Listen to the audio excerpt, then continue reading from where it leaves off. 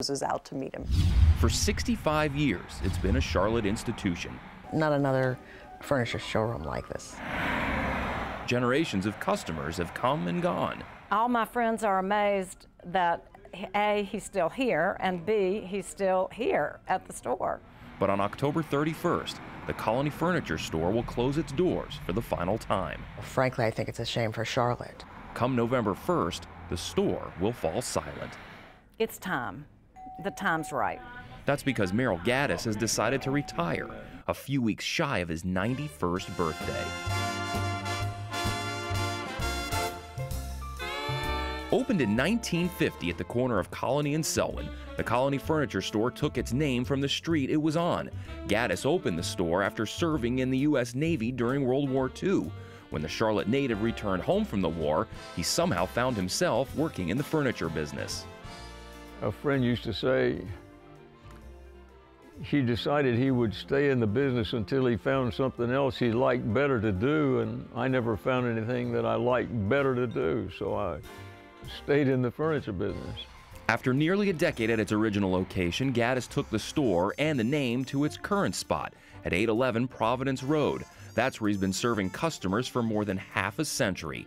Gaddis made sure to stock unique items, antiques, classic reproductions, and custom fabrics, and it worked. Colony not only survived, but thrived, offering customers competitive prices and access to decorators who were always on hand to help plan the specifics of every room. They have things here that are unique that other people don't have. They have great service in terms of, what they can find for you. Most of the pieces I've bought up until now have been upholstered. And I can't think of any place else that I would go that I would trust. Hey, all right, I like that. We can really get it. Customers old and new have been streaming in, some with tears, others with smiles. Over the years, many of those customers have become more like family members, and the decision to retire has been bittersweet for them, as well as Gaddis's real family. Daughter Linda has grown up with the store. That's her working the phones as a 3-year-old at the original store. It was always a part of our family. It was like having another sibling in the family, because he devoted as much attention to this store development as he did to my brothers and my development. So it was like having a third child in the family.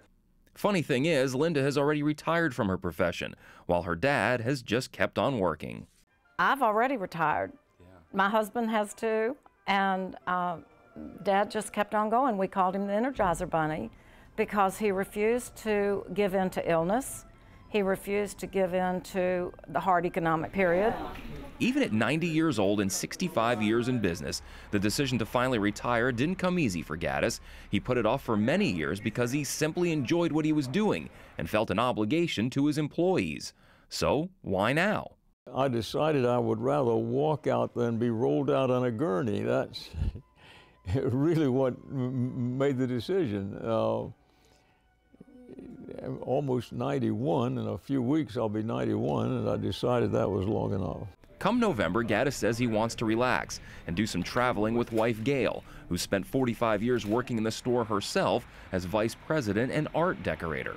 It was just time. It was time for us personally, and it was time for us as a store just to move on to the next chapter in our lives. I'd like to thank all of the loyal customers that allowed us to stay in business 65 years. Without them, we couldn't have done it, and I couldn't have done all my life what I enjoyed doing. For Carolina Impact, I'm Jason Terzis.